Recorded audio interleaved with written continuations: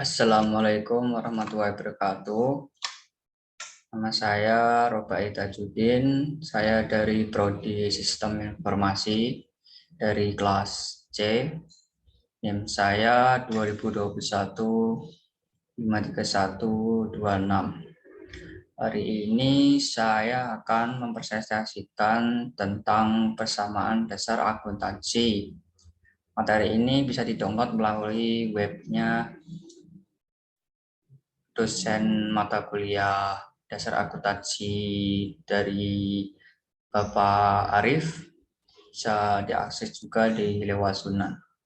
Persamaan dasar akuntansi.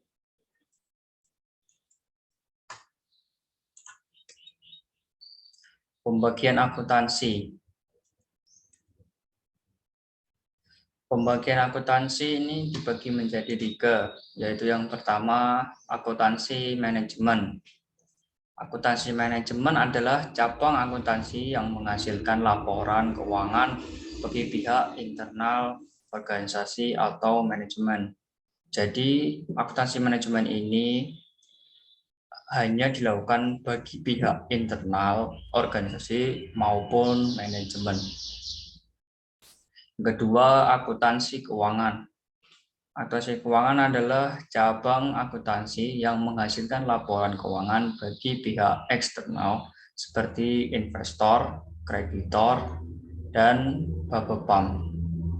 Jadi akuntansi keuangan ini sama seperti akuntansi manajemen, cuman bedanya itu di akuntansi manajemen hanya diperuntukkan bagi pihak internal organisasi atau manajemen, sedangkan akuntansi keuangan hanya diperuntukkan bagi pihak eksternal seperti investor, kreditor, dan Bapepam. Yang ketiga, akuntansi pemerintah. Akuntansi pemerintah adalah cabang akuntansi memproses transaksi keuangan pemerintah yang menghasilkan laporan keuangan sebagai bentuk pertanggungjawaban pelaksanaan APBN atau APBD kepada rakyat melalui lembaga legislatif serta untuk kepentingan pihak-pihak yang terkait. Siklus akuntansi.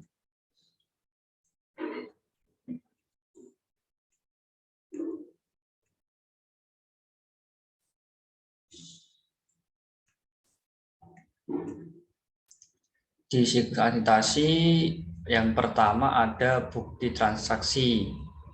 Bukti transaksi itu bukti dari suatu transaksi terjadi, seperti misalnya dari contoh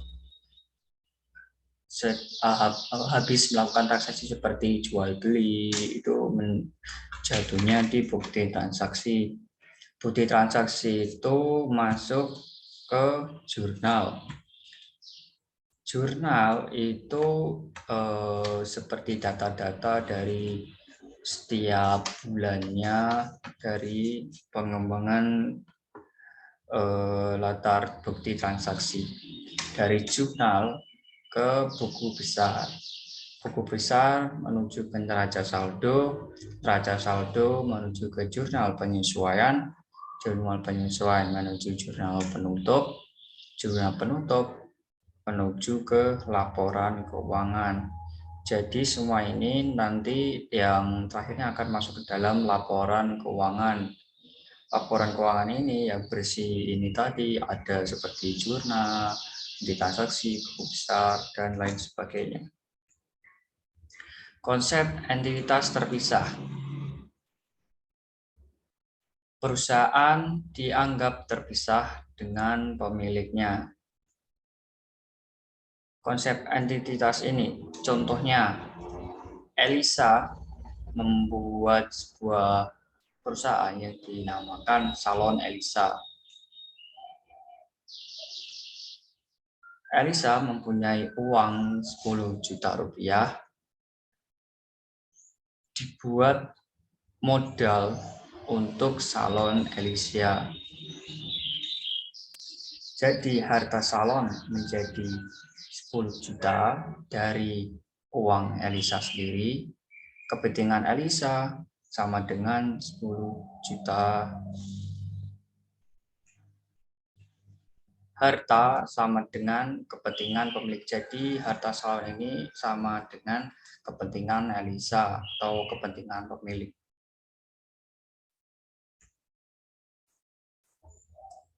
Harta berupa 10 juta tadi, kepentingan pemilik sama 10 juta.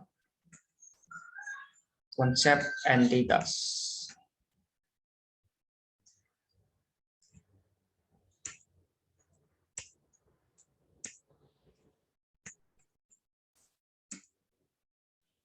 Nah, ini muncul kreditor. Kreditor ini menyuntikkan uang atau dana sebesar 1 juta dikasihkan kepada salon Elisa. Jadi kreditor ini tadi menyuntikkan dana sebesar 1 juta kepada salon Elisa. Dalam usaha bisnis pasti semuanya itu memerlukan kreditor karena kreditor ini sangat berpengaruh penting menjadi seperti suntikan dana dari bank atau lainnya.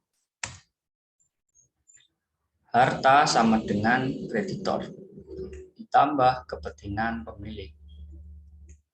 Jadi hartanya ini bertambah dari kreditor tadi sebesar 1 juta, jadi hartanya menjadi 11 juta. Pemilik menyetor uang 10 juta. Jadi transaksi yang awal tadi setoran pemilik, Elisa menyetorkan uang 10 juta yang tadi kepada salonnya, jadi kasnya jadi 10 juta, piutangnya menjadi 0, utangnya menjadi 0, dan modal bertambah menjadi 10 juta.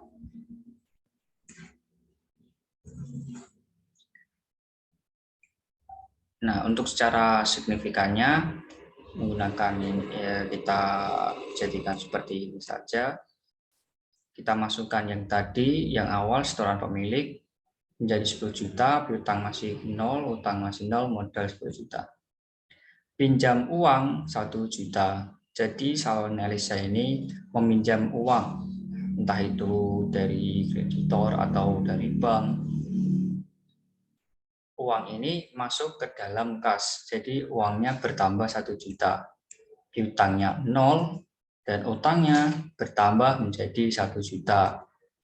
Modalnya masih sama, modalnya tidak bertambah, masih 10 juta tadi. Saldo kas tadi setoran pemilik 10 juta ditambah pinjam uang 1 juta menjadi 11 juta. Piutang menjadi 0, utang masih 1 juta dan modal masih sama 10 juta. Hasil ini dan hasil yang harta ini yang sebelah harta dan utang plus modal ini 10 juta ini ditambah ini hasilnya harus sama dari hasil dari harta tadi, karena tadi ini simbol ekuivalen harus setara. Dan salon Elisa menjual jasa tunai 600.000, jadinya kas bertambah karena salon Elisa mendapatkan jasa, jual jasanya, entah itu jasa rias atau apa, sebesar 600.000 secara tunai. Jadi kasnya bertambah 600.000, piutangnya 0, utangnya 0, dan modal bertambah 600.000.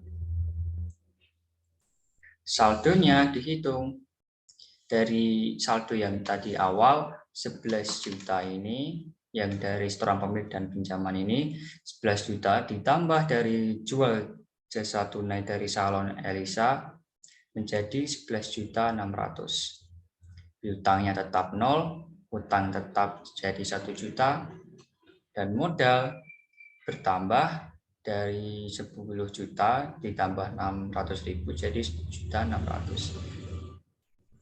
Jika kita tambahkan hasilnya sama jadi 11.600.000. Salon Elisa mendapatkan jual jasa kredit senilai 2 juta rupiah. Jadi salonnya Elisa ini mendapatkan jual jasa, entah itu jual jasa rias secara kredit 2 juta. Yang tadi secara tunai, sekarang secara kredit. Jadi jika kredit akan masuk ke dalam piutang. Kasnya 0 karena masih kredit, dia belum memegang uangnya secara langsung. Istilahnya seperti baru kasbon. Piutangnya, nah piutang tadi dari jual jasa kredit 2 juta, utangnya 0 dan modalnya ditambah 2 juta. Dengan kata lain, jual jasa kredit ini si Elisanya ini kasnya si Elisanya belum memegang uangnya, jadi kasnya itu masih 0, sedangkan sudah masuk ke dalam modal. Tapi dengan catatan Elisanya belum memegang uang, entah itu akan dibayar kapan, baru kasnya nanti akan bertambah.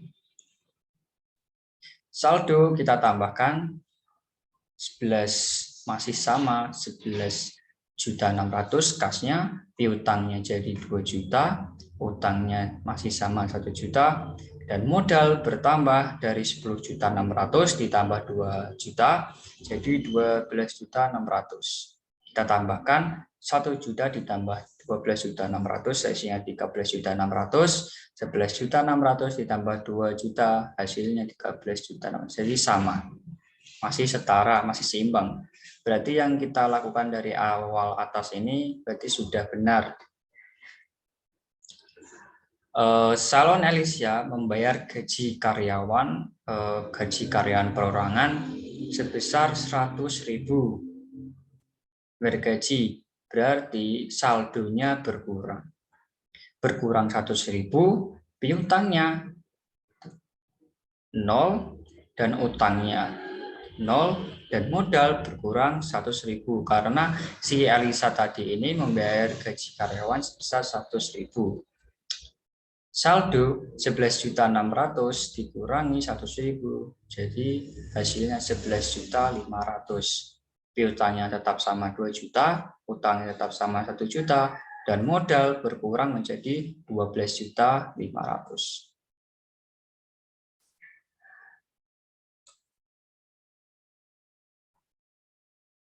Si salon Elisa ini menarik uang sebesar 200.000, entah itu dia membeli kebutuhannya, untuk biaya belanja dia menarik 200.000, berarti kasnya berkurang lagi sebesar 200.000. Utangnya masih 0, utang 0, dan modal juga berkurang menjadi 12.000. Saldo karena Elisa ini menarik uangnya sebesar 200.000, jadi saldonya berkurang. Asal awalnya 11.500.000 dikurangi 12.000, jadi sisa 11.300.000. Piutangnya masih sama 2 juta, utangnya masih sama juga 1 juta, dan modalnya berkurang jadi 12.300.000. Kita tambahkan 1 juta, tambah ini 13.300, ini tambah ini sama 300, jadi masih sama, ekuivalen. Sekian dari presentasi saya di materi 4 ini. Cukup, jika ada kesalahan saya minta maaf. Wassalamualaikum warahmatullahi wabarakatuh.